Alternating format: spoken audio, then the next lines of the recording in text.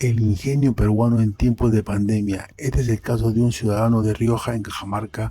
Ante la necesidad del ventilador respiratorio, creó uno propio y está dispuesto a cederlo si es posible mejorarlo, pensando en el bienestar del país. Aquí el video. Trata el ventilador funcionando. Acá la bolsa hace la simulación del pulmón. ¿Sí? Ahí está.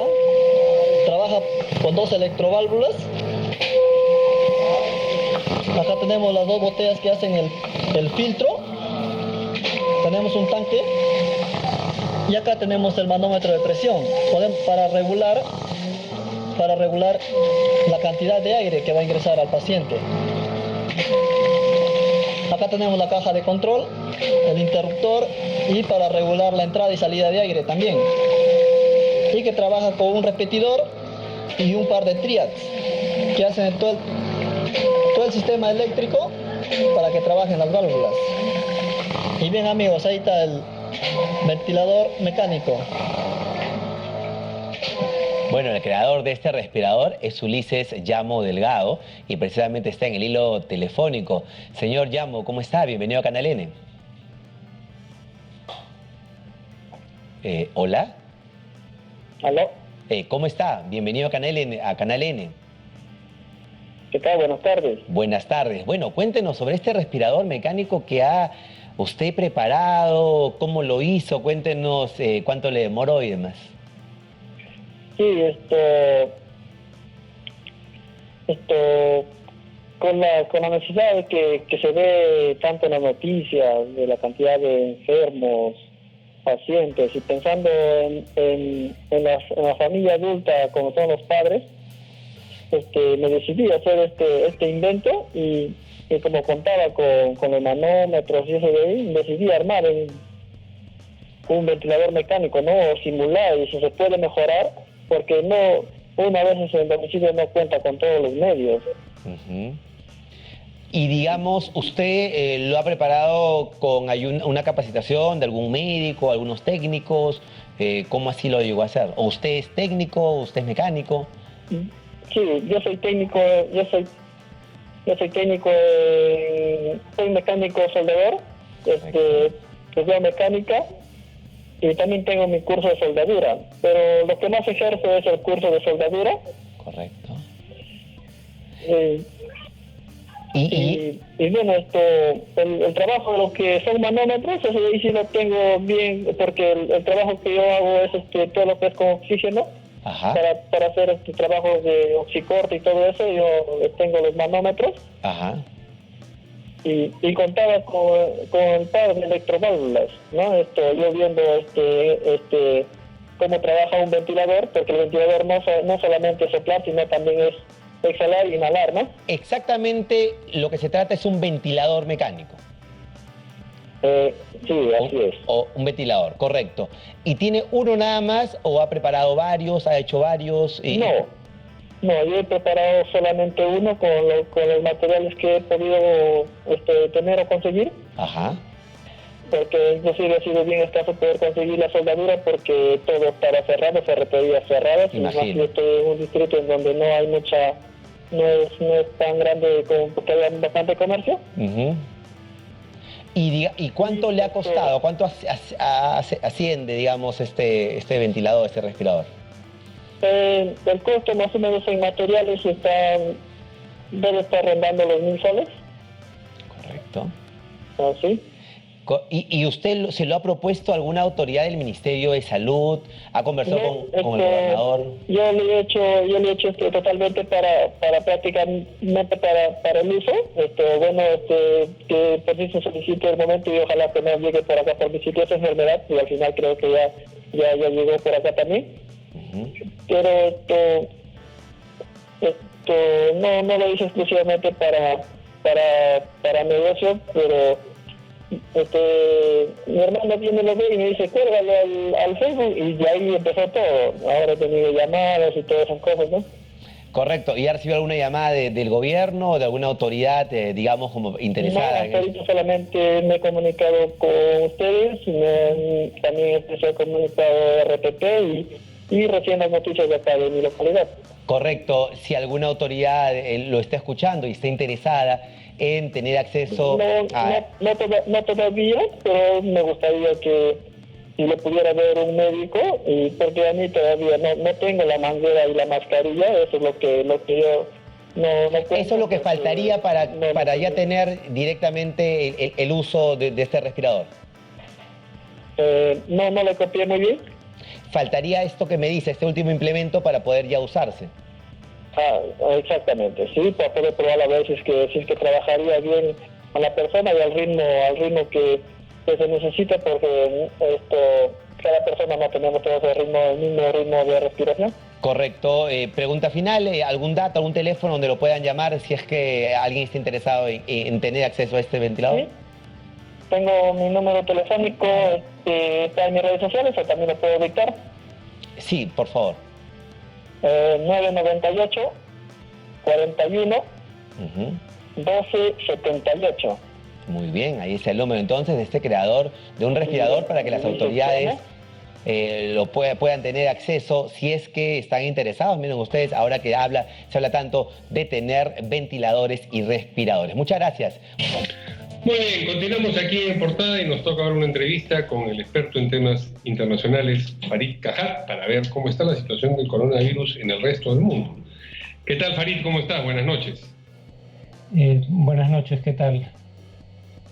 Bien, felizmente. Decía yo, vamos a ver cómo está la situación de la pandemia en el mundo, porque claro, el problema es tan grande que a veces estamos enfocados viendo lo que ocurre solamente en el Perú, pero esto es un asunto que concierne a todo el mundo. En buena cuenta hay algunos países que todavía no han declarado tener casos positivos, pero suponemos que eso puede ser cuestión de tiempo. Hay algunos países, sin embargo, que tienen...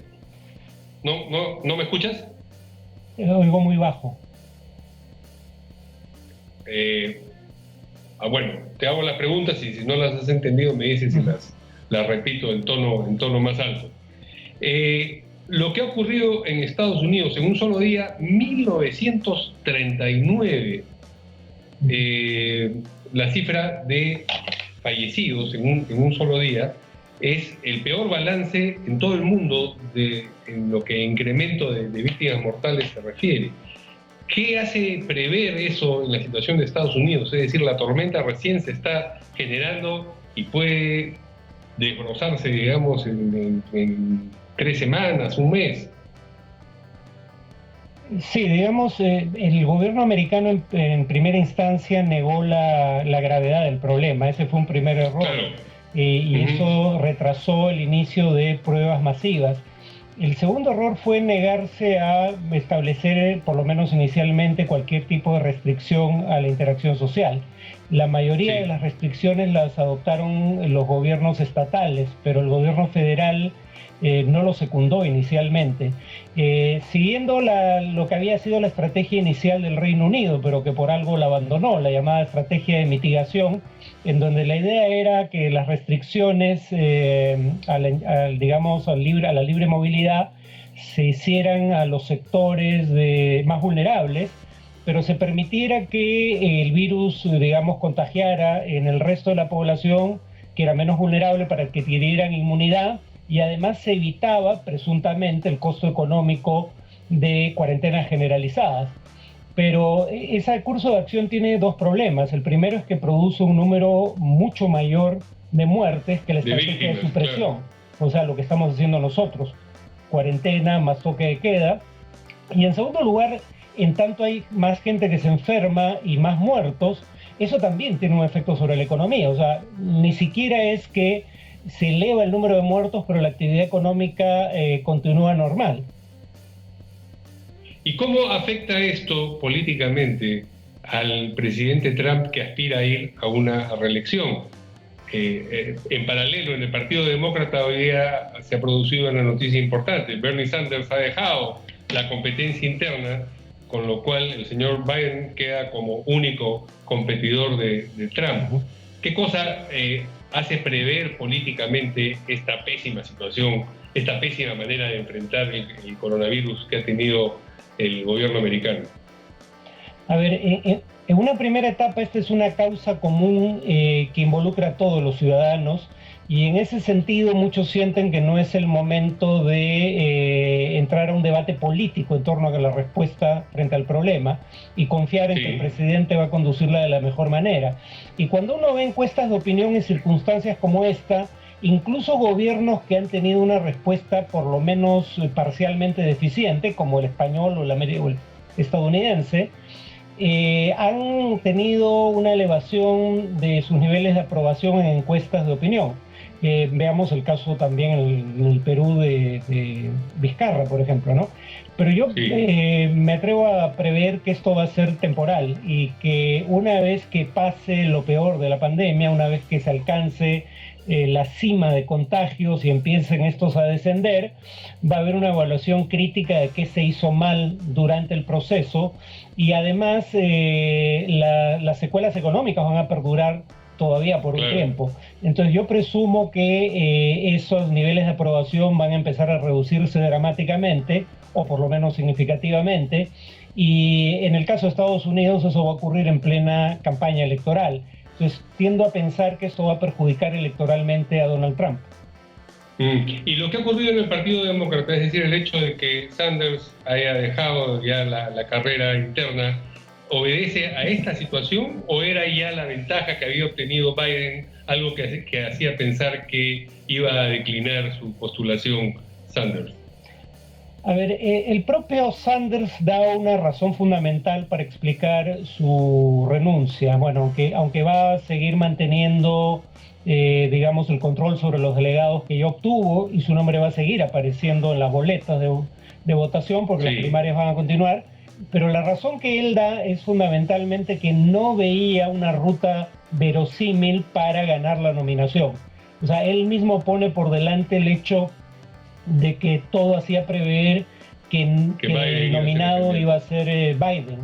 Pero claro, a eso se suma el hecho de que bajo las circunstancias actuales no hay forma racional de seguir con las primarias como si nada pasara, porque por ejemplo las primarias implican gente formando cola por horas frente a estaciones de votación, cosa que es muy difícil de hacer en un contexto como este porque se convierte en un medio de contagio. Sí, nos imaginábamos una cosa así, efectivamente, queríamos la confirmación. Vayamos un momento a Gran Bretaña, donde, como mencionábamos hace un momento, el primer ministro está en cuidados intensivos, ojalá que no le suceda nada, pero hay algo irónico en el hecho de este desdén que él expresó al principio frente al problema de la pandemia y lo que finalmente le está ocurriendo. Se presenta como uno de los países europeos que va a llegar a niveles similares a los de España o Italia, Gran Bretaña, el reino, digamos, más que la de hecho, el cálculo en este momento es que la única razón por la que Gran Bretaña no tiene ni un mayor número de infectados, ni un mayor número de muertos que Italia y España, es porque está en una etapa más temprana del proceso de contagios, del proceso de la pandemia, pero el cálculo ya es que el país más afectado en términos proporcionales de Europa va a ser el Reino Unido.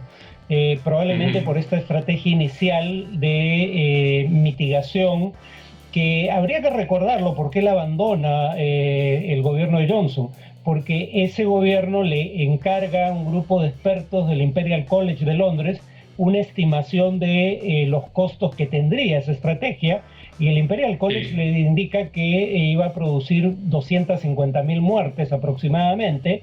Los modelos siempre son tentativos, las conclusiones no son, digamos, del todo fidedignas, pero si dicen que esto va a matar 250.000 y una estrategia de supresión daría, digamos, tendría como consecuencia de 1.000 a 20.000 muertes, obviamente eso iba a pesar políticamente en la decisión. No, era terrible. Muy bien, muchas gracias a Farid Kajat. Tantos otros temas nos habría interesado saber también qué está ocurriendo en África, pero el tiempo ya no nos alcanza. Lo tendremos próximamente en el programa también. Buenas noches, Farid, y vamos con nuestra sección.